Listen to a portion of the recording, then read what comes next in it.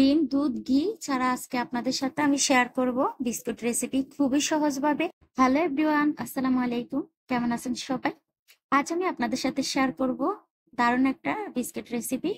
এই বিস্কুটটি প্রায় 2 মাস ধরে আপনারা সংরক্ষণ করে খেতে পারবেন, কোনো নষ্ট হবে না। এই বিস্কুটটি বানাতে A to Z পর্যন্ত আপনাদের সাথে শেয়ার করব। আশা রাখি আপনারা আমার সম্পূর্ণ ভিডিওটি দেখে নেবেন। তাহলে চলুন দেখা যাক কিভাবে বানাতে হয়। প্রথমে আমি এখানে একটা মিক্সিং বাটি নিয়ে নিলাম, দিয়ে দিলাম গুঁড়ো দুধ, আপনারা কমিয়ে বাড়িয়ে দিতে পারেন। আর এখানে আমি চিনিটারে পাউডার করে নিয়েছি। এখানে আমি প্রায় 1.5 কাপের মতো দিয়েছি। আর দিয়ে দিলাম 1 কাপ তেল। আপনারা যদি বিস্কিটের পরিমাণ বাড়াতে চান সেক্ষেত্রে সবকিছুর পরিমাণ বাড়িয়ে নিবেন। আর দিয়ে দিলাম স্বাদ মতো লবণ আর সামান্য একটু বেকিং পাউডার।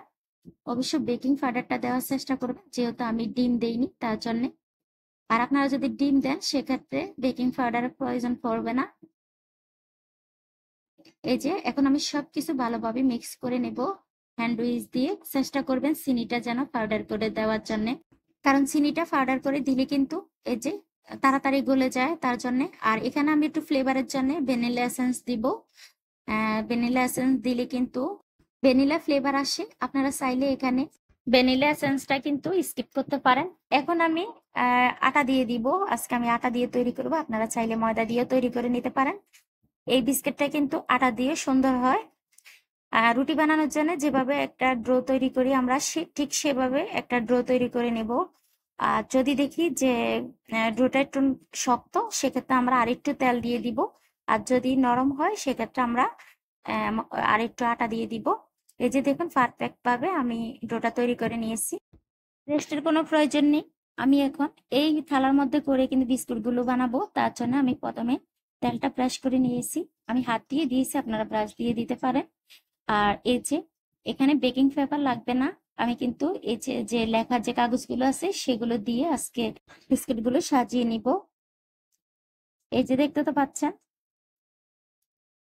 এখানে আর বেকিং পেপারের কিন্তু প্রয়োজন পড়ে না। আর এই কাগজটা মোটে জ্বলবে না। এখন আমি আমার পছন্দ মতো সাইজ দিয়ে এই যে এভাবে লম্বা শেপ দিয়ে কিন্তু আমি বিস্কুটগুলো বানিয়ে নিব। আপনারা চাইলে এখানে গোল গোল শেপ দিয়ে বিস্কুটগুলো বানিয়ে নিতে পারেন। বিস্কুটগুলো বানানোর সময় কিন্তু তেমন একটা মোটা লাগবে না, একটু পাতলা করে দিবেন। কারণ যখন আমি চুলার মধ্যে বসিয়ে দিব তখন কিন্তু ফুলে ডাবল হয়ে যাবে। একই নিয়মে আমি সবগুলো কিন্তু বিস্কুট এভাবে বানিয়ে নিব। আর এভাবে আমি একটু সাজ দিয়ে নিব। আপনারা চাইলে চাকু দিয়ে লম্বা লম্বা ভাবে আড়াআড়ি করে সাজটা দিতে পারেন। আমি এভাবে সাজটা দিব। আমার মনে হয় এভাবে কিন্তু সাজটা দিলে বিস্কুটগুলো তাড়াতাড়ি হয়ে যায়। এখন আমি চলে যাব চুলার কাছে। দেখুন এভাবে আমি সবগুলো একই নিয়মে বানিয়ে নিব। আর আগে থেকে আমি একটা তাওয়া বসিয়ে দিলাম। এই তাওয়াটা দিয়ে আমি কোনো রুটি বানাই না, পোলাও বা কোনো কিছু রান্না করলে আমি কিন্তু পাতিলের নিচে দেই। এখন আমি ঢাকনা দিয়ে তারপরে চুলার হিটটাকে মিডিয়ামে রেখে দিব 10 মিনিটের জন্য। 10 মিনিট রাখলে কিন্তু হয়ে যায়। এই যে আমি 10 মিনিট পর ফিরে আসলাম। দেখুন একটা চেক করে দেখবো হয়েছে কিনা। এই যে এভাবে নিচের সাইড দেখলে কিন্তু বুঝতে পারবেন। এই যে আমার বিস্কুটটা কিন্তু হয়ে গিয়েছে। আমি এখন প্লেটটা সরিয়ে রাখবো। আমি আরেকটা প্লেটের মধ্যে বানিয়ে নিলাম। এই প্লেটটা একটু বড়। এই যে দেখুন, বড় প্লেটে দিলে কিন্তু তাড়াতাড়ি হয়, একসাথে অনেকগুলো দেওয়া যায়।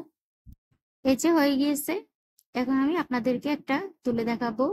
এই যে দেখুন, এই বিস্কুটগুলো কিন্তু গরম গরম অবস্থা আপনারা প্লেট থেকে উঠাবেন না, তা না হলে কিন্তু ভেঙে যাওয়ার সম্ভাবনা থাকে। একেবারে সফট থাকে, তার জন্য একইভাবে আমি সবগুলো পিঠা প্লেটের মধ্যে নিয়ে নিব।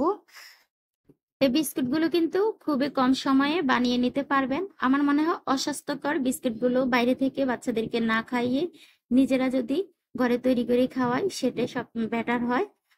তার জন্য। আর আমার ভিডিওটি কেমন লাগছে, ভালো লাগলে লাইক কমেন্ট শেয়ার করে দেবেন। নতুন হলে ইউটিউব থেকে দেখলে সাবস্ক্রাইব করে দেবেন। আর যদি ফেসবুক থেকে দেখেন সেক্ষেত্রে ফলো দিয়ে দিবেন, সাথে একটা লাইক দিবেন। আর আমাকে কেউ সাবস্ক্রাইব বা ফেসবুক থেকে ফলো দিলে সাথে সাথে না পারলেও একটু পর হইলেও আমি কিন্তু ব্যাক দিয়ে দেই। আর আপনারা যখন আমাকে সাবস্ক্রাইব বা ফেসবুক থেকে ফলো দিবেন তখন কিন্তু একটা একটা কমেন্ট করবেন। কমেন্ট করলে আমার ব্যাক দিতে সুবিধা হয়। আর বেশি কথা বাড়াবো না, সবাই ভালো থাকবেন, সুস্থ থাকবেন। আজ এই পর্যন্ত, আল্লাহ হাফেজ।